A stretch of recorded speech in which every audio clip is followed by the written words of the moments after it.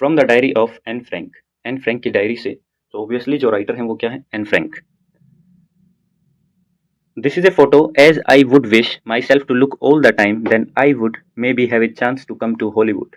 N Frank 10 अक्टूबर 1942। तो Anne Frank क्या कहती हैं कि ये वही फ़ोटो है जो मैं चाहती हूँ अपने आप को हर वक़्त देखना, हर समय मैं चाहती हूँ कि मेरा चेहरा इसी तरह हँसता रहे, खिलखिलाता रहे। देन आई वुड मेबी, और फिर ऐसा हो सकता है कि मुझे एक चांस मिले to come to the Hollywood, Hollywood आने का। तो ये प्यारी-सी बच्ची, इन्हीं की डायरी से इस चैप्टर को लिया गया है। एन फ्रैंक जो हैं, she was a little Jewish girl, एक यहूदी लड़की थी जो जर्मन में पैदा हुई। She used to write a diary, वो डायरी लिखती थी, और उन्हीं की डायरी के कुछ एक पेजेज़, फर्स्ट पेजेज़ उनकी डायरी से इस चैप्टर के अंदर लिए गए हैं। बहुत ही इंटरेस्टिंग चैप्टर है। सो चलिए शुरू करते हैं। Before you read, Annelies Marie एन फ्रैंक 12 जून 1929 टू फरवरी और March 1945 was a German born Jewish girl. ये उनका पूरा नाम है, एनालीज मैरी एन फ्रैंक। उनका जन्म हुआ 12 जून 1929 को और उनकी डेथ हो जाती है फरवरी या मार्च 1945 में। तो इसे हम एस्टिमेट लगा सकते हैं लगभग 15-16 साल की उम्र में ही उनकी डेथ हो जाती है। She was a German born Jewish girl, German में पैदा हुई एक यहूदी लड़की थी। यहूदी मीन्स ये वहाँ का रिलीजन है। Who wrote while in hiding with her family and 4 friends in Amsterdam. तो जिन्होंने अपनी फैमिली और अपने 4 दोस्तों के साथ एम्स्टरडैम में छुपते हुए डायरी को लिखा।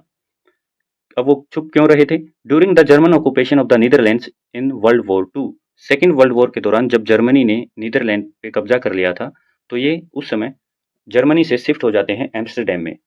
इसका थोड़ा सा पास्ट जान लेते हैं।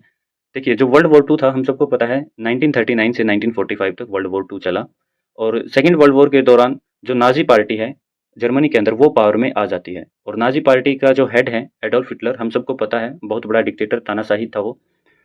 तो वो लोग मीन्स नाज़ी पार्टी जूइश लोगों को बिल्कुल भी पसंद नहीं करती थी, और उन्होंने इन पर अत्याचार करना शुरू कर दिया, और इनको ले जाके वो स्पेशल कंसंट्रेशन कैंप्स में, या बोल सकते हो प्रिजन में डाल देते थे। वहाँ पे इन पे अत्याचार किए जाते थे, इनके साथ बड़ा ही इल ट्रीटमेंट किया जाता था। तो इसलिए जब वो पार्टी पावर में आई तो इनकी फैमिली शिफ्ट हो जाती है एम्स्टरडैम में, और एम्स्टरडैम क्या है? नीदरलैंड्स की कैपिटल। तो वहाँ पे ये चले जाते हैं और उसी दौरान इन्होंने अपनी डायरी को लिखा है। Her family had moved to Amsterdam after the Nazis gain power in Germany. उनकी फैमिली जो है एम्स्टरडैम चली जाती है, यानी कि नीदरलैंड्स की राजधानी में उनकी फैमिली शिफ्ट हो जाती है जब नाजीज ने पावर गेन की जर्मनी के अंदर, यानी कि जब नाजीज जो पार्टी है जर्मनी में वो पावर में आ जाती है, तो ये वहाँ शिफ्ट हो जाते हैं एम्स्टरडैम में। But were trapped when the Nazi occupation extended into the Netherlands. लेकिन इनको ये पकड़ लिए जाते हैं कब? जब नाजी का ऑक्यूपेशन जर्मनी के बाहर, यानी कि नीदरलैंड्स, उनके पड़ोसी देश में, जर्मनी का जो पड़ोसी देश है नीदरलैंड, मीन्स वहाँ तक उनका ऑक्यूपेशन या कब्जा वहाँ तक हो जाता है, तब इनको पकड़ लिया जाता है। As persecutions against the Jewish population increase, the family went into hiding in July 1942 in hidden rooms in her father Otto Frank's office building. तो अब क्या हुआ? एज परसिक्यूशंस, परसिक्यूशंस का मतलब होता है इल ट्रीटमेंट या अत्याचार। तो जब जूइश पॉपुलेशन, यहूदी पॉपुलेशन के ऊपर अत्याचार बढ़ने शुरू हुए, तो फैमिली कहाँ चली जाती है अपने आप को छुपाने के लिए? 1942 में हिडन रूम्स हैं उसके फादर ओटो फ्रैंक की ऑफिस बिल्डिंग में कुछ एक हिडन रूम्स हैं, वहाँ पे वो अपने आप को छुपाने के लिए चले जाते हैं। आफ्टर 2 ईयर्स इन हाइडिंग, अब 1942 में वो वहाँ जाते हैं, और 2 साल के बाद यानी कि 1944 में द ग्रुप वाज बेट्राइड, उनको मीन्स किसी ने धोखा दिया, मीन्स किसी ने बता दिया होगा। बेट्राइड का मतलब होता है किसी को धोखा देना। तो उनको, उनके साथ किसी ने गद्दारी की और उनको पता बता दिया है कि वो वहाँ छुपे हुए हैं, तो उनको वहाँ से निकाल के and transported to the concentration camp system. तो उनको कंसंट्रेशन कैंप सिस्टम में, एक प्रकार के कारावास में उनको ट्रांसपोर्ट कर दिया गया वहाँ से पकड़ के। Where Anne died of typhus in Bergen Belsen within days of her sister Margot Frank. और जहाँ पे क्या होता है, एन फ्रैंक की टाइफस, टाइफस एक बैक्टीरियल डिसीज है जिसकी वजह से बर्गन बेल्सन, ये कंसंट्रेशन कैंप जो है उनका ही नाम है, कंसंट्रेशन कैंप सिस्टम था जो, उसी को बोला गया है बर्गन बेल्सन। वहाँ पे टाइफस मीन्स एक बैक्टीरियल डिसीज, उसकी वजह से एन फ्रैंक की डेथ हो जाती है, और उससे पहले उनकी जो सिस्टर है मार्गोट फ्रैंक, वो उनकी जो है डेथ हो जाती है। मीन्स मार्गोट फ्रैंक के मरने के कुछ ही दिनों के बाद एन फ्रैंक की भी टाइफस के वजह से डेथ हो जाती है कंसंट्रेशन कैंप में, और कंसंट्रेशन कैंप को बोला जाता था Bergen Belsen.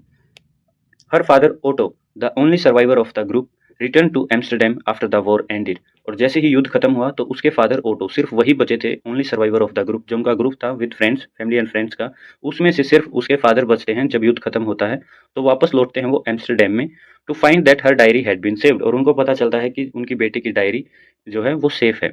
Convinced that it was a unique record. तो अब वो उसको देखते हैं, पढ़ते हैं, तो वो अपने आप को कन्विंस करते हैं, मीन्स वो कन्विंस हो जाते हैं इस बात से कि ये एक यूनिक रिकॉर्ड है कि इतनी छोटी सी उम्र में एक छोटी-सी बच्ची ने इतने अच्छे से अपनी फीलिंग्स को एक्सप्रेस किया है, उस टाइम के जो हालात हैं, उनको भी एक्सप्रेस किया है। हालाँकि ये जो हमारा चैप्टर है, इसमें हम उनकी लाइफ़ के बिल्कुल जो स्टार्टिंग के ईयर्स थे, स्कूल डेज़, उसकी झलक हमें देखने को मिलेगी चैप्टर के अंदर।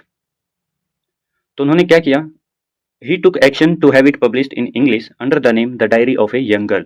तो उन्होंने एक्शन लिया और अपनी बेटी की डायरी को, यानी कि एन फ्रैंक की डायरी को पब्लिश करवाया इंग्लिश में, किस नाम से, the diary of a young girl. और उसी डायरी से हमारा चैप्टर लिया गया है, इसलिए चैप्टर का नाम है from the diary of Anne Frank.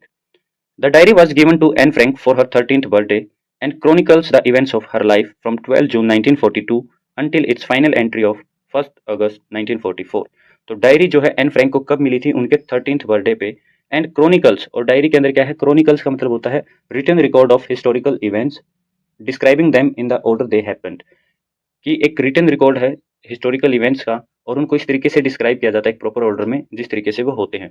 तो मीन्स उनकी डायरी में, और डायरी वैसे भी इसी तरीके से लिखी जाती है कि आज जो हुआ उसके बारे में लिख दिया, कल जो हुआ उसके बारे में, तो एक प्रॉपर ऑर्डर होता है उसमें इवेंट्स का। तो उसमें वो इवेंट्स जो है उसकी लाइफ के, उनका एक प्रॉपर ऑर्डर में उसको डिस्क्राइब किया गया है। और जो इवेंट्स कहाँ से कहाँ तक, 12 जून 1942 से लेके, और फाइनल एंट्री जो लास्ट एंट्री है उनकी, वो कब होती है, 1 अगस्त 1944।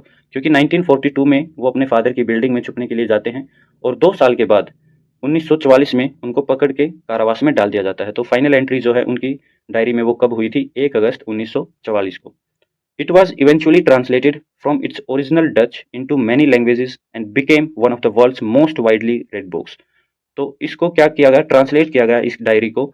स्टार्टिंग में ओरिजिनल ये किस में लिखी गई थी, डच में, फिर इसको डच से बहुत सारी लैंग्वेजेस में इसको ट्रांसलेट किया गया, और धीरे धीरे ये दुनिया की सबसे ज़्यादा पढ़ी जाने वाली किताबों में गिनी जाने लगी।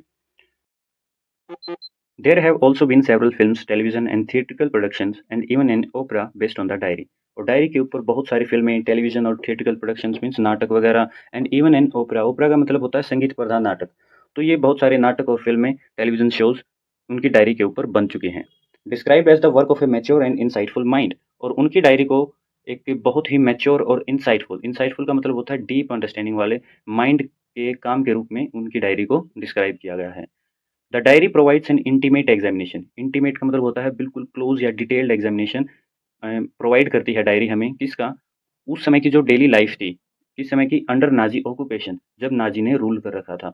तो नाजी पार्टी की तानाशाही के दौरान जब जो डेली लाइफ थी उसका बिल्कुल हमें डिटेल्ड एग्जामिनेशन इस डायरी से मिलता है।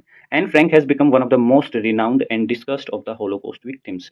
होलोकॉस्ट का मतलब होता है कैटास्ट्रॉफी। कैटास्ट्रॉफी का मतलब तबाही, नरसंहार, कि जब बहुत बड़े लेवल पे लोगों को मारा जाता है। तो वर्ल्ड वॉर 2 था, तो बहुत बड़े लेवल पे लोगों को मारा गया था, और उस समय के जो पीड़ित हैं उनमें से काफ़ी फेमस और चर्चित पीड़िता जो हैं एन फ्रैंक बन चुकी हैं। Writing in a diary is really a strange experience for someone like me. मेरे जैसे किसी व्यक्ति के लिए डायरी लिखना सच में एक स्ट्रेंज अनुभव है। Not only because I have never written anything before, केवल इसलिए नहीं कि मैंने इससे पहले कभी कुछ नहीं लिखा है, बट आल्सो बिकॉज, ऐसा इसलिए भी है क्योंकि it seems to me that later on neither I nor anyone else. मुझे लगता है कि बाद में ना तो मैं खुद और ना कोई और will be interested in the musings, musings means deep thinking या thoughts, of a 13 year old school girl, कि 13 साल की स्कूल गर्ल के म्यूजिंग्स में या डीप थिंकिंग्स में, थॉट्स में ना तो मैं और ना कोई और इंटरेस्ट लेगा बाद में। तो इसीलिए डायरी लिखना मेरे लिए एक स्ट्रेंज एक्सपीरियंस है। ओह well it doesn't matter.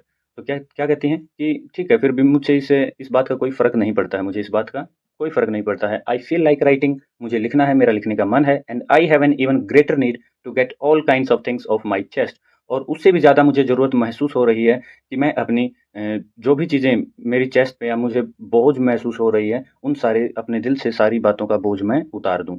Paper has more patience than people. क्या कहती हैं कि पेपर के पास लोगों की बजाय ज़्यादा पेशेंस होता है, धैर्य होता है। I thought of this saying on one of those days. मैंने ये जो कहावत है इसके बारे में कब सोचा, उन दिनों when I was feeling a little depressed, जब मैं थोड़ा सा डिप्रेस फील कर रही थी, and was sitting at home with my chin in my hands, और मैं घर पे बैठी हुई थी अपने हाथों के बीच में, मीन्स ठुड्डी को हम पकड़ के बैठ जाते हैं जब हम ज़्यादा सोचते हैं, तो इस तरीके से अपने हाथों के बीच में ठुड्डी को पकड़े हुए जब मैं घर बैठी हुई थी, and I was feeling little depressed, board and listless, तो वो थोड़ा-सा बोर फ़ील कर रही थी। लिस्टलेस का मतलब है with no energy and interest. तो उनके पास थोड़ी भी एनर्जी नहीं थी, कुछ भी करने का उनका मन नहीं था। Wondering whether to stay in or go out, और ये विचार कर रही थी कि अंदर रहूँ या बाहर जाऊँ, क्या करूँ, क्या ना करूँ? तो उस टाइम पे उनके माइंड में विचार आता है, yes, I finally stayed where I was brooding.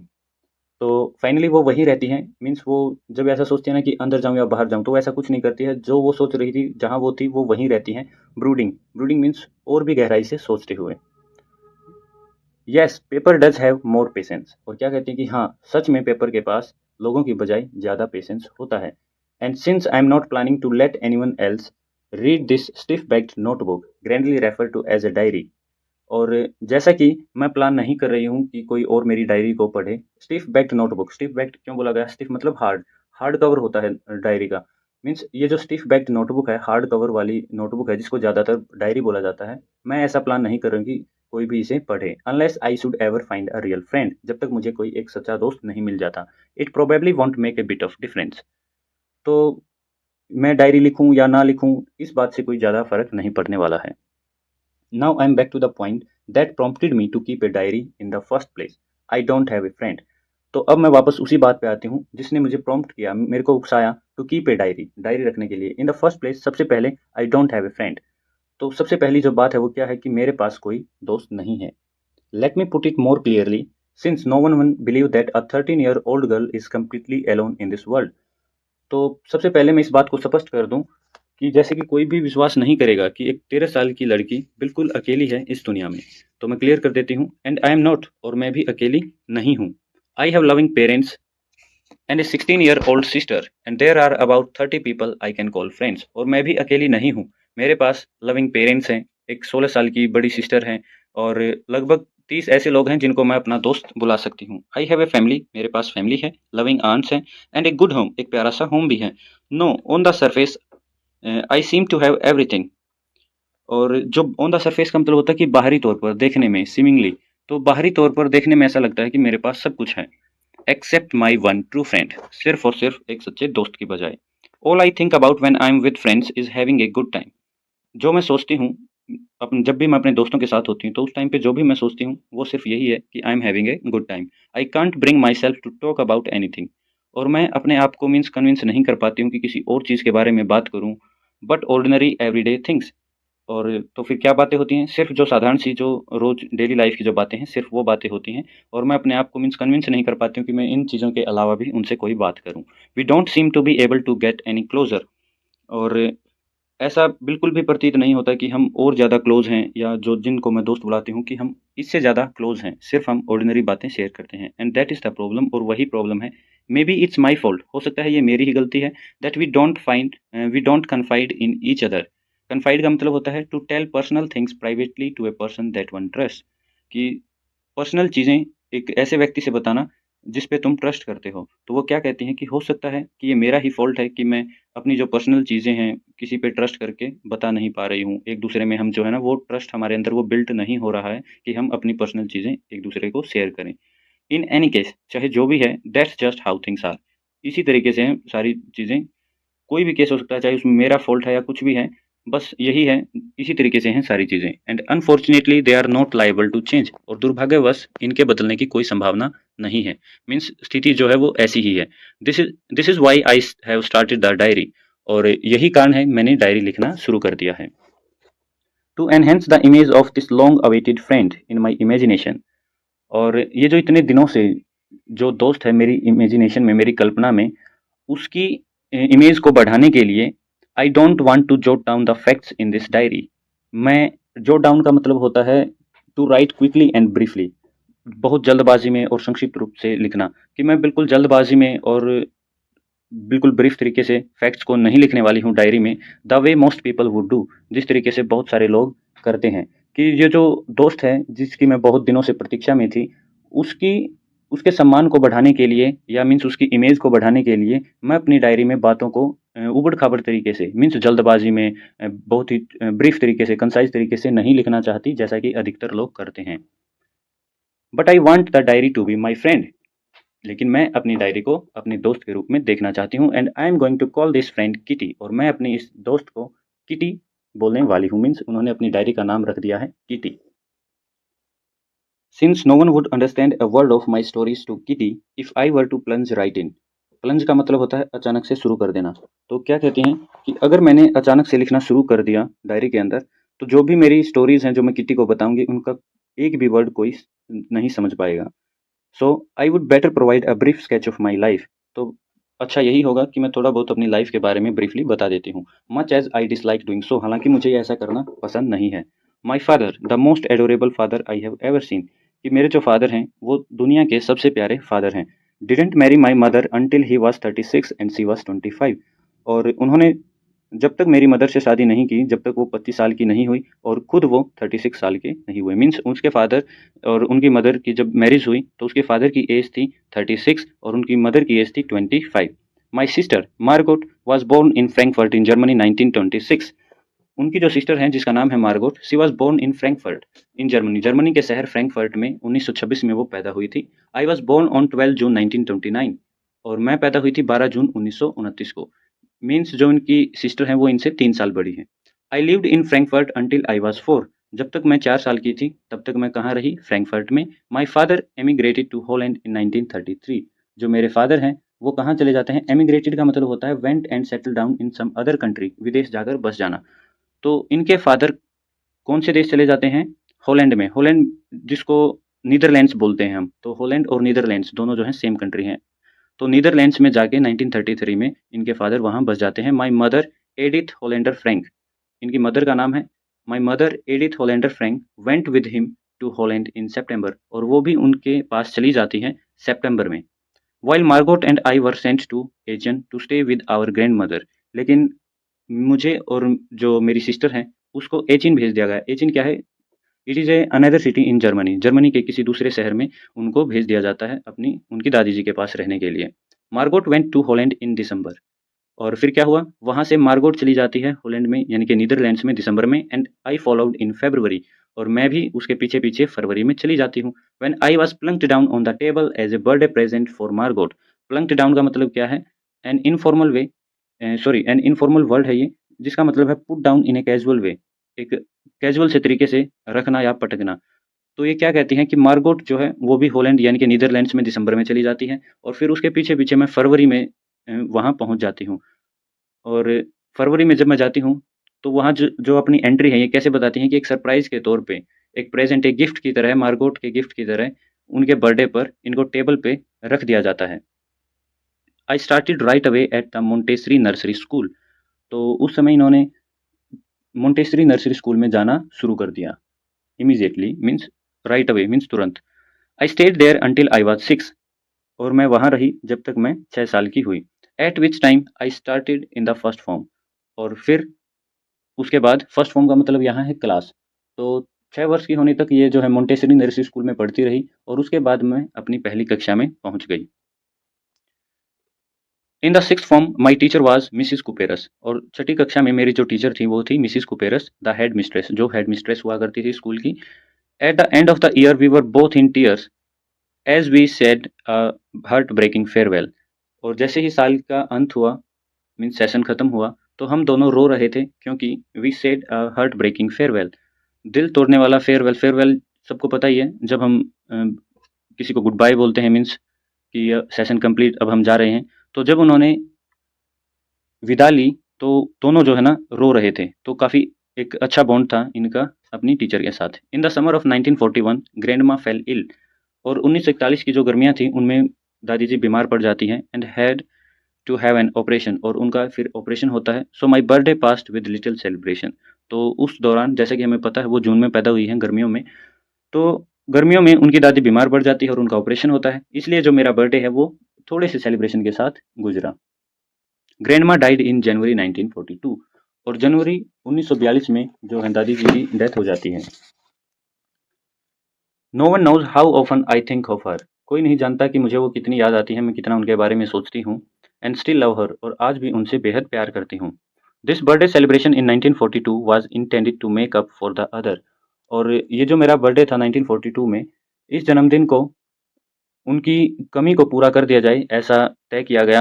Means intended, जब हम ऑलरेडी कुछ इच्छा करते हैं कि ये जो मेरा बर्थडे सेलिब्रेशन था 1942 का, इस पे हमने ऑलरेडी ये इच्छा की कि ये जो दूसरों के लिए इसको सेलिब्रेट किया जाए, मीन्स दादी जी के लिए इसको सेलिब्रेट किया जाए, उनकी कमी को दूर किया जाए। And grandma's candle was lit along with the rest, और बाकी की मोमबत्तियों के साथ दादी जी की भी मोमबत्ती जलाई गई।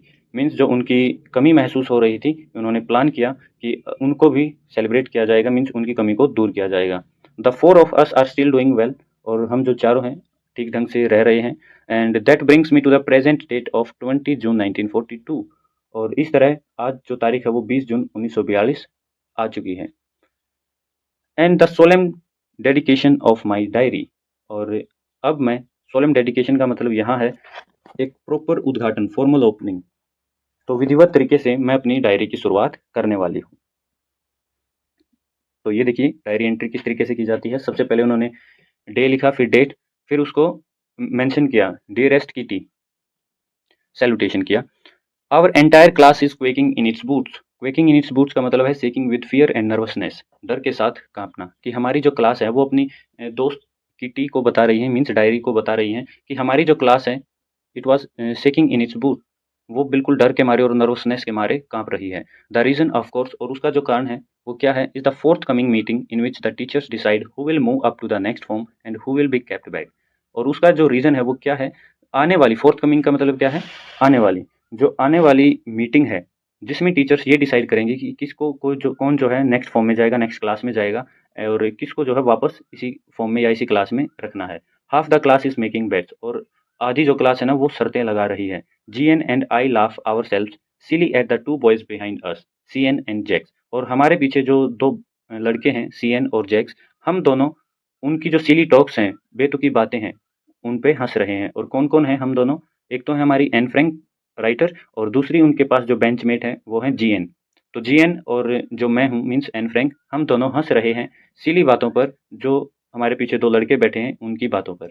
Who have staked their entire holiday savings on their bet, जिन्होंने स्टेक कर दिया है, दाव पर लगा दिया है उनकी पूरी हॉलीडे की सेविंग्स को अपनी बेट पर, शर्त पर।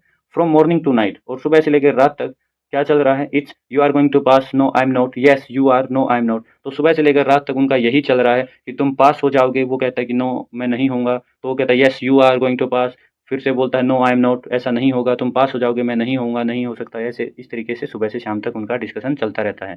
इवन जीज प्लीडिंग ग्लेंसेज, और जो इनके साथ बैठी हैं जीएन, तो वो उनको एक ग्लैंस लुक दे रही है। प्लीडिंग, प्लीडिंग का मतलब क्या है, बिल्कुल एक सॉफ्ट तरीके से उनको समझाने की कोशिश कर रही है, कैसे लुक के साथ उनको समझाने की कोशिश कर रही है उन लड़कों को जो इनके पीछे बैठे हैं। एंड माई एंग्री आउटवर्ड्स, और ये जो गुस्से से उनको चिल्ला के बोलती हैं, कांट काम देम डाउन। तो ये क्या कहती हैं कि जो जी हैं, मीन्स जो मेरे साथ बैठी हैं जीएन, उनकी प्यार भरी रिक्वेस्ट है और मेरा जो गुस्से से उनको बोलना है, इनमें से कोई भी काम नहीं कर रहा और उनको शांत नहीं कर पा रहे हैं हम। इफ़ यू आस्क मी, अगर तुम मुझसे पूछोगे, there are so many dummies that about a quarter of the class should be kept back. अगर तुम मुझसे पूछते हो तो हमारी क्लास में बहुत सारे डमीज हैं, मीन्स उनको कुछ नहीं आता। That about a quarter of the class should be kept back, और मेरे हिसाब से लगभग क्लास का क्वार्टर हिस्सा, क्वार्टर मीन्स चौथा हिस्सा, वापस रखा जाना चाहिए, मीन्स केप्ट बैक, उनको फेल कर दिया जाना चाहिए। But teachers are the most unpredictable creatures on this earth. लेकिन जो टीचर्स हैं वो क्या हैं, इस पूरी धरती के विचित्र जीव हैं।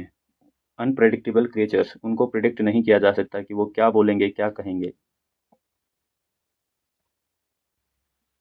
आई am not so worried about my girlfriends and my self. जो मेरी दोस्त हैं और मैं अपने आप के बारे में चिंतित नहीं हूँ। The only subject I am not sure about is maths. बस एक ही सब्जेक्ट जिसके रिगार्डिंग मैं श्योर नहीं हूँ वो है मैथ्स। एनीवे, फिर भी all we can do is wait. हम बस वेट ही कर सकते हैं। अनटिल देन, तब तक we keep telling each other not to lose heart. और तब तक हम एक दूसरे को बताते रहते हैं that don't lose your heart. Lose heart का मतलब होता है टू फील डिस्ग्रेस्ड, कि मतलब डिस्ग्रेस फील मत करो, हौसला रखो और वेट करो। I get along pretty well with all my teachers. इसका क्या मतलब है, गेट अलोंग प्रेटी वेल, कि मेरी जो टीचर्स हैं उनके साथ मेरी जो है अच्छे से बनती है। देर आर 9 ऑफ देम, नो टीचर्स हैं, 7 men and 2 women। Mr Keesing, the old fogey who teaches math. जो मिस्टर कीसिंग है वो क्या है, ओल्ड फोगी। फोगी का मतलब होता है एक ऐसा person that stick to old fashioned ideas. तो वो जो पुराने ख्यालों वाले आइडिया से चिपके रहने वाले जो टीचर हैं उनका नाम है मिस्टर कीसिंग, और वही हमें क्या पढ़ाते हैं, मैथ्स।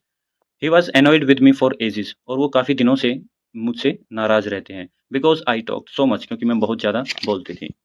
आफ्टर सेवरल वार्निंग्स, और बहुत सारी वार्निंग्स देने के बाद, ही असाइन्ड मी एक्स्ट्रा वर्क, उन्होंने मुझे एक्स्ट्रा वर्क दिया।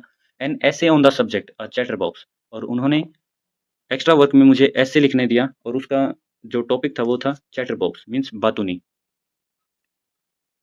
अ chatter box, what can you write about that? एक चैटर बॉक्स, उसके बारे में तुम और क्या लिख सकते हो?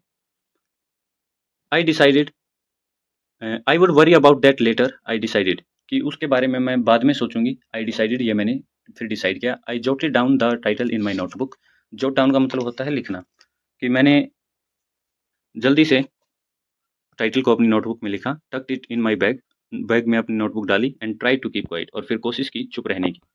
That evening, after I had finished my after I had finished the rest of my homework, और उस समय, उस शाम को, जब मैंने अपना बाकी का होमवर्क फिनिश कर लिया था, the note about the essay caught माई आई, और जो मुझे फिर नोट मिला था ऐसे के रिगार्डिंग, वहाँ पे मेरी नज़र जाती है, मीन्स मुझे वो याद आता है। I began thinking about the subject while chewing the tip of my fountain pen, तो मैं फिर सोचना शुरू कर देती हूँ इस टॉपिक के बारे में, अपने फाउंटेन पेन की टिप को चबाते हुए। When anyone anyone could ramble on and leave big spaces between the words, but the trick was to come up with convincing arguments to prove the necessity of talking.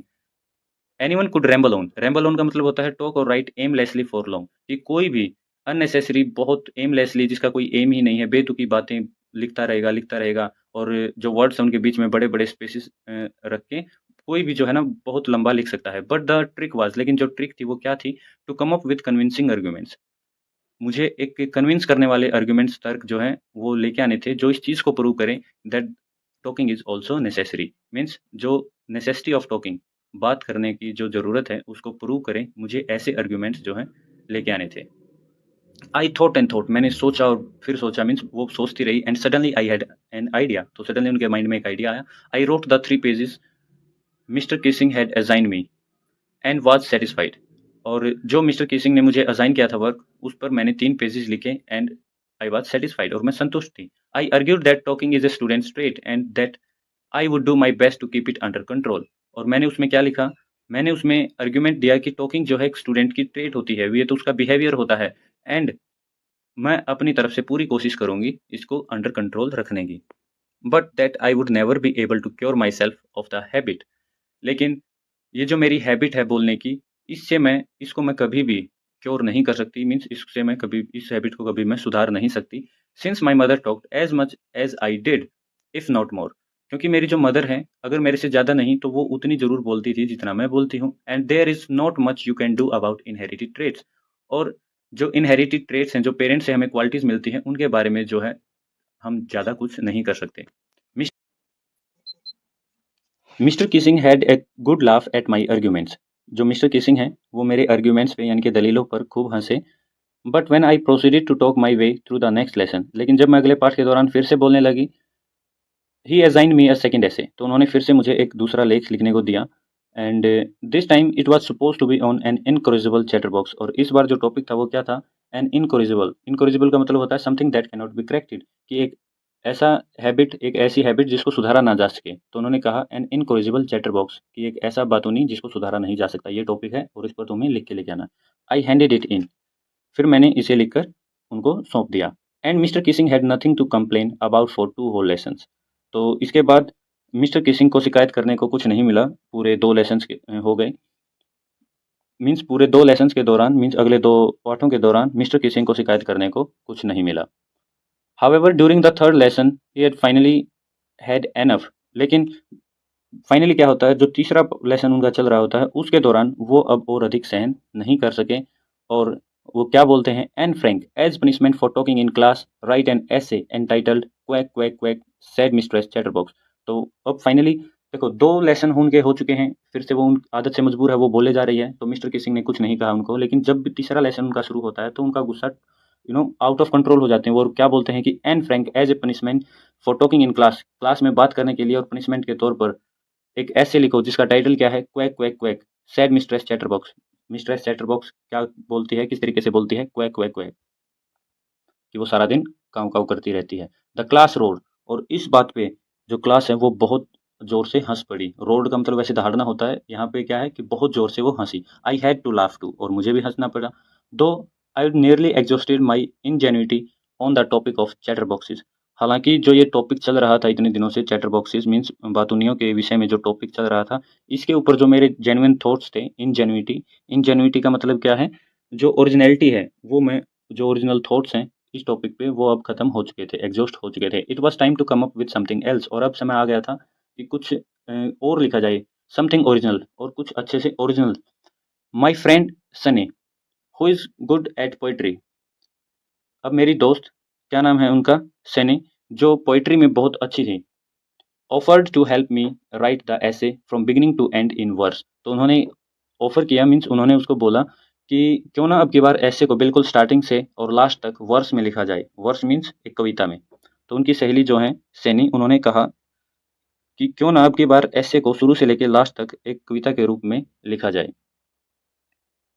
Mister Keesing was trying to play a joke on me with this ridiculous subject.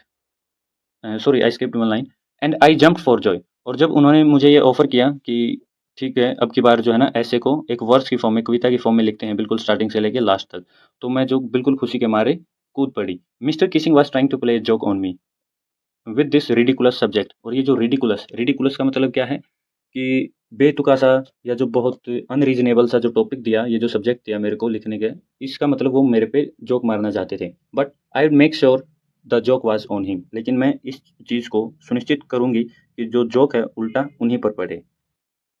I finished my poem and it was beautiful. मैंने अपनी poem finish की और वह बहुत सुंदर थी। It was about a mother duck and a father swan. और poem में किन किन कैरेक्टर्स को इंट्रोड्यूस किया इन्होंने, एक मदर डक और एक फादर स्वैन। स्वैन मीन्स हंस। विद 3 बेबी डकलिंग्स, जिनके 3 छोटे-छोटे चूजे थे, who were beaten to that death by the father because they quacked too much. और जिनको उनके फादर के द्वारा मार दिया गया क्योंकि वो बहुत बोलते थे। तो ज़ाहिर-सी बात है जो स्वैन है वो किसको बोला गया है, मिस्टर किसिंग को। Luckily mister Keesing took the joke the right way. और सौभाग्य से ऐसा होता है कि जो मिस्टर किसिंग हैं, पोएम को पढ़ने के बाद जोक को एक अच्छे से समझ, मीन्स राइट डायरेक्शन में ले जाते हैं, नेगेटिव वे में नहीं लेते हैं। He read the poem to the class. पूरी क्लास के आगे इस पोएम को पढ़ते हैं, एडिंग हिज ओन कमेंट्स, अपनी खुद की कमेंट्स उसमें ऐड करते हुए। मीन्स कविता जो है ना, अब उनके टीचर ने पूरी क्लास को सुनाई और साथ-साथ में अपनी कमेंट्स, अपनी टिप्पणियाँ भी वो उसमें जोड़ते रहे। And to several other classes as well. और इतना ही नहीं, जो दूसरी क्लासेस हैं उनमें भी उन्होंने उस कविता को सुनाया। Since then I have been allowed to talk. और उसके बाद मुझे अलाउ कर दिया गया है बात करने के लिए। And haven't been assigned any extra homework. और मुझे उसके बाद कोई एक्स्ट्रा होमवर्क भी नहीं दिया जाता है। ऑन द कंट्रारी, और इसके विपरीत, Mr Keesing's always making jokes these days. और इसके विपरीत जो है ना, मिस्टर किसिंग वो भी बदल चुके हैं और आजकल वो हमेशा हंसी मजाक की बातें करते हैं। योर्स एनी, तुम्हारी any, extracted from the diary of a young girl with slight adaptation. तो ये जो पार्ट है, ये क्या कहाँ से एक्सट्रैक्ट किया गया है, कहाँ से लिया गया है, the diary of a young girl, जैसे कि मैंने पहले ही बताया था, the diary of a young girl, वहाँ से इसको एक्सट्रैक्ट किया गया है with slight adaptation. Slight adaptation का मतलब है कि थोड़ा बहुत मॉडिफिकेशन करके। So it was the explanation of your chapter. Thank you, keep loving.